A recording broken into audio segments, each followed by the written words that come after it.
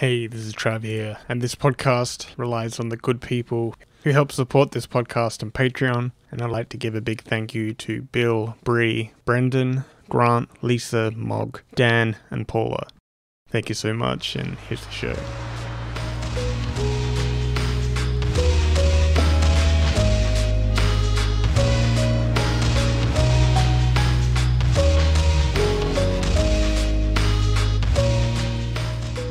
Hey, welcome to episode 182 of Tales from the Mind Boat, the slow-moving boat ride inside the fragmented memory of my mind. This is Trav Nash speaking, and thank you very much for listening to this episode. I really do appreciate it.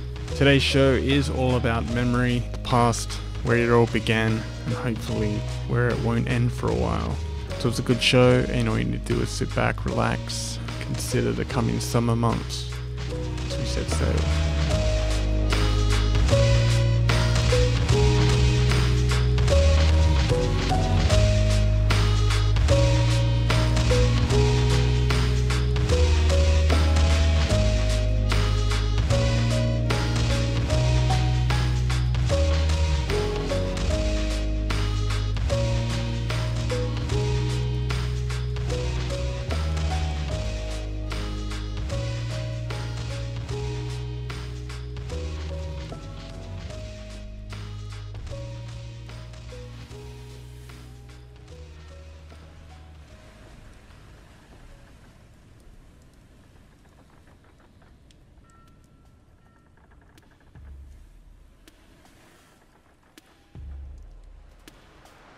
There are still ghosts in this old house.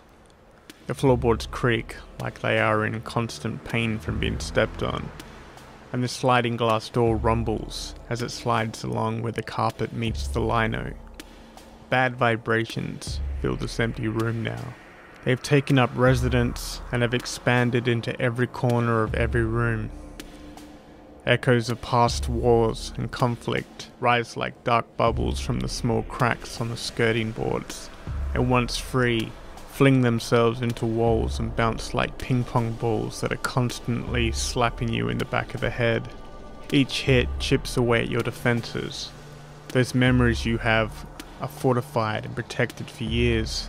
These constant attacks on your walls and castles that have protected you for so long can no longer take much more of this. All of this starts feeling all too familiar again. An uneasy familiarity. A comfortable discomfort in knowing that silence is a threat to all those misplaced ghosts that float gracefully and aimlessly in these rooms. Bright spring light breaks in through the window, but shadows still opaque this light. Some of these corners have known no natural light for far too long, and there's secrets there that cower and hide up against the wall and hope nobody notices. This is no longer a home, or feels like it. It's still somewhere familiar but twisted and changed, like fragments of a dream that is unnaturally assembled. The more self-aware you become, the more you wake up from the dream and realize the past has stayed where it was, and you have come so far from where it all began. But that was then, and this is the now, in some place completely different. Years of the reshaping and denying to myself these flickers of memory that over time have had their rough edges smoothed out to be much more easier to swallow. I've been away for so long it surprises me how much I've forgotten, and how small things open the floodgates of memories. Polaroids of moments frozen into place swirl around sounds of a home that used to be a home, but now is a museum of things that were. The conditioned air is stale and its temperature is stabilized, and the scent of vanilla and disinfectant, but it can't disguise the general unease and muffled distortion that perforates the soul. This is a home gassed in some invisible flammable explosive that has been mixed into the air and caused the mind to temporarily short-circuit, and you can easily find your guard up, preparing for the inevitable impact. It's not a question of if, it is more like the when and how many would be hurt in this crossfire. The floor quickly becomes eggshells, and you become hyper-aware of even your slightest movement. perhaps the wrong word, or even where you place that empty cup down. Anything can trigger a chain reaction, a threat to the silence, that almost wishes for conflict, just so it doesn't have to feel the unbearable tension anymore. That tension becomes thick, making it feel like you are passing through water. There are flickers of confrontation from years ago that shoot bad memories into the vein, and the words come back, the words of war. War of words that never brought any closure. Words that spat like venom, loaded words intended to disarm and pierce you in the heart, and prevent you from standing on your own 2 feet. Words that were shot blindly from both sides, intended to kill the other. Spontaneous words that have been building up for years, festering, becoming more twisted, and its intended effect becoming more efficient with every skirmish until it's finally aimed and fired at the enemy for good. You're just not good enough. You haven't lived up to the initial plan that was mapped out for you. You are a failure and everyone else thinks so. These walls might as well have it crudely graffitied on the wall. The sentiment is unsaid, but its power is everlasting. Like standing on a battleground where many have died and were wounded, and all that remains now is blood in the soil that nature has tried to cover up again. The fighting was relentless, arguments over insignificant things that masked unsaid true intentions, tiny sparks that would slip out during peacetime, that would turn the room upside down and cloud the mind and its ability to think straight. At this point, you're only driven by raw emotion. You're doing everything in your power to defend yourself and to disarm your opponent. Pathetic attempts to prove your existence, your self-worth, to dismiss the myth, the fables, and the first impressions. You feel like screaming out to the ceiling that you are so much more if you were just given one chance. Years of endurance break you down, and you begin to harden yourself, to turn down the emotional impact, and it soon becomes a psychological game of who can be more cruel or louder than the other. The pattern repeats itself, and nobody can move on from the initial war. All you can do is prepare yourself, learn the vulnerabilities of your opponent, hit them where it hurts, deflect the blame and keep firing. You can't give them an opening to wound you. There's very little left to keep you standing on your own, and you soon learn to protect whatever is left and use it to drive your survival. It's become so common, it's slowly transformed into the normal. It's an everyday occurrence. It's expected, just like hot water running from a tap, or a light turning on when you push down the switch. You begin to feel uncomfortable sitting in silence, unconsciously provoking situations that lead to another long and drawn out battle of words and insults. This becomes the new comfortable. It's a sick release. It was coming anyway, so you might as well learn to control the narrative. Soon there is no longer peaceful negotiations. Every civil interaction is burdened by suspicion. Passive-aggressive games are played in hopes the other will react, and you can blame them for starting that next round. Day in, day out, there is conflict and dreaming up new ways to defend yourself, not just within the proximity of your own room, but also the wider world in general, so everyone can feel the same discomfort that you've become so accustomed to. You become this magnet that attracts the broken, the same people who grew up in a house of noise and constant arguments that you can never win. The kind of life that puts you constantly on edge, constantly guarded, suspicious of anyone who enters your close circle. Because history repeats itself. You can try and break the routine, but it's far too hard, and most of the time not worth the effort. You've spent so long protecting yourself from further harm, and perfecting your attacks to be precise and cause maximum damage. It becomes a perfect hate that can knock any weaker minds off guard, so they cannot and will not retaliate, and you are safe in that notion, but only for now.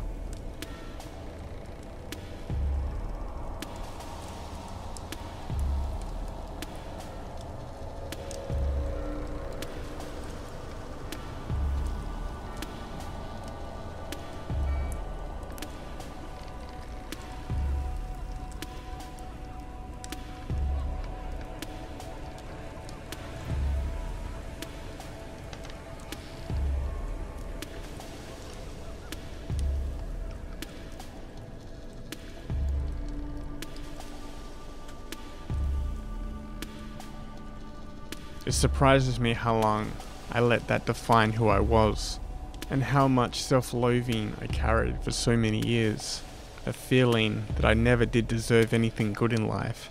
So self-sabotage was the only way to take it away from me, and at least I could feel like it was something that I controlled and to set into motion. There was no peace for many years. I carried this emotional baggage with me, and it cluttered up those tiny spaces I hid in. These temporary new places I called home. A false sense of independence that would probably allow me to finally grow up and cut the umbilical cord cleanly, and for good this time. But you can't move on without really looking back at those fragments that you've been burying deep down every time they float up to the surface again. There are ugly truths that you have always known that were true about yourself, and no amount of denial can alter that fact. I am a product of where I came from. I'm conditioned and molded to be aware of my limitations and try to keep them a secret for as long as I can. A constant one-man play where I play the part of a young adult who is normal, seems to know what he's doing, and thinks everything is fine. For far too long I refused to even look at my own reflection. I was appalled by it. I covered my bedroom mirror with stickers of 90s bands and various obscure images found in music magazines. I knew that there was something more out there in the wider world, but all of that was a false truth, because the only truth I knew was I was abnormal. I didn't turn out right. I'd become twisted and cynical far too young, and lacked any optimism that others around me seemed to be pre-programmed with. All those words I fought so hard and long to prove wrong turned out to be true. I survived all those skirmishes, and now I have turned out exactly what I was told I would turn out to be. A failure, a disappointment, destined to die alone, unnoticed and just another person of little to no significance. It was like reaching a location where you were told it would be a safe, bright and happy new place to live, but when you arrive it's just as bland and disheveled as the rest of the places you've already been to. It's this state of mind that can harbour dark thoughts, and they begin to leak into your head, and are in direct conflict with the small flickerings of creativity that's telling me that I should try this, while another part of myself would counter it by saying, well, what's the point? There was no drive to prove anything to anybody. I already knew that they were right and I was wrong. They were all right. I was exactly where they said I would end up, in this limbo that neither had a future or a present. Just a past that you could shift through, constantly trying to find moments you could have altered to avoid reaching this very point that you've already made it to. You start beginning sentences in your mind that begin with, if I only, or if I could just change, until you eventually reach the same conclusion that nothing could alter the path that led you to this moment. You are here in the now, and it's how you use that time in the present that will alter the future. For far too many years, these days fell onto each other like dominoes. The same scenes played out, even if the cast was swapped out with the new. The same narrative played over and over again, until it quickly became a stale and played out play. It took a long time to come to this conclusion. It's a simple one, but it was probably the most profound. It's a simple idea that you should always try to not repeat what you've done before. When you try something new, it can be hit or miss, but even if it hits and lands the way it's supposed to, it should be understood that that happened because of the time and the elements that made up that very specific moment. You cannot replicate it exactly, and the more times you try it, the more unauthentic the true intent becomes. You would drive yourself mad trying to recreate the past. Life moves too fast to be able to replicate it ever again. The only solution is to use that self-awareness that I have seemed to be constantly burdened with, and turn it into something that keeps me in check. To try and reprogram the mind to think of the alternative, and to start developing empathy again. How words and actions can hurt others, and the repercussions of it may cripple someone emotionally for a lifetime. It's not something that is easy to do, or an idea that you can maintain for each and every moment, but it is possible to break free from routine and those shadows of the past, to stand in absolute light and become aware that you are not the only thing sharing this reality. The war might not be over, but whatever parts of myself are still functioning. I want to work towards peace of mind, peace within, and all other aspects around.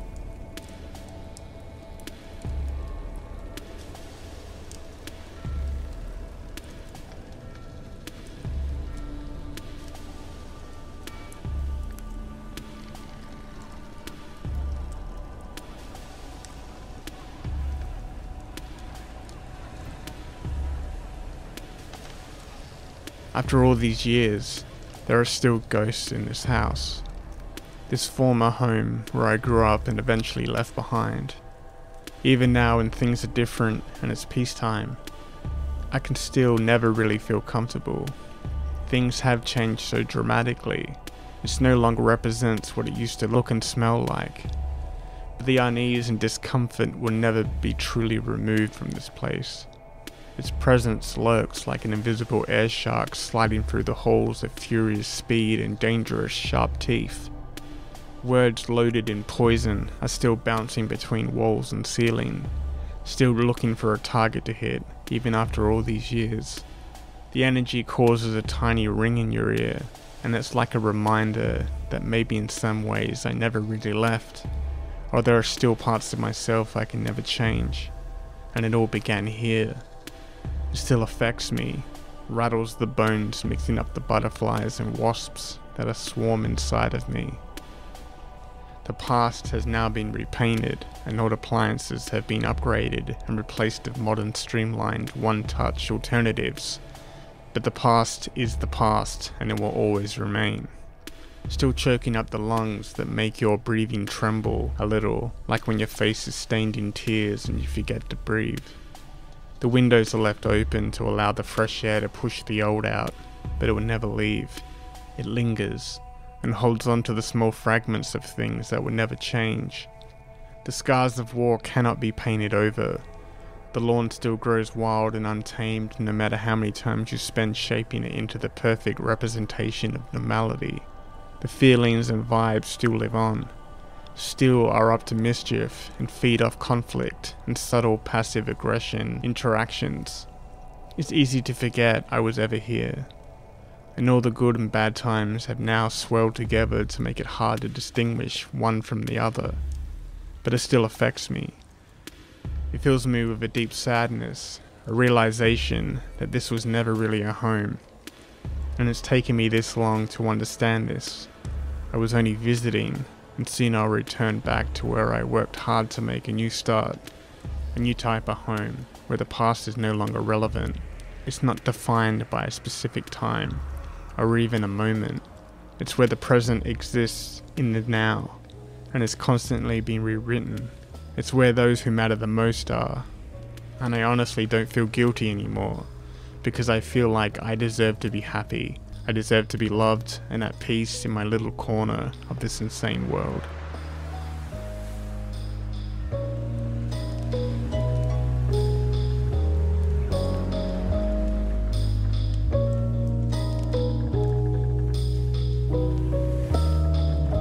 So that's it. Thank you so much for listening to this episode. I hope it was made some sense for some people. And if you like this episode, then why not like and subscribe in the very device you're using. Sharing it on the various platforms really helps me out, or recommending it to a friend just while you go shopping or have a coffee. If they like podcasts, then perhaps they might like this one, and I would really appreciate it. You can follow the podcast on Facebook and Twitter just by searching for Tales from the Mind Boat podcast. You could also follow me on Twitter at Nashtopia. I'm on Facebook somewhere, and you can follow my Instagram at Trav Nash Draws Things. Theme music for this podcast is composed by Tim Witt. You can listen to his music right now just by searching for Tim Witt Sounds on SoundCloud, and you can also pick up his albums for whatever you think is fair on Bandcamp right now, and I highly recommend that you do. This episode was written, read, produced, and stuck together by me, Trav Nash, and you're welcome. Thank you so much for listening to this episode. I really do appreciate it. It's kind of helped me deal with the unease of returning back to my hometown. I felt a bit weird about it, and I think it's affected me. It's pretty bizarre that it has that kind of power. But it's all a process, a long process of healing. So anyway, I hope you're well. You have a good week. It's full of good things. Until next week, look after yourself. Stay well. Peace.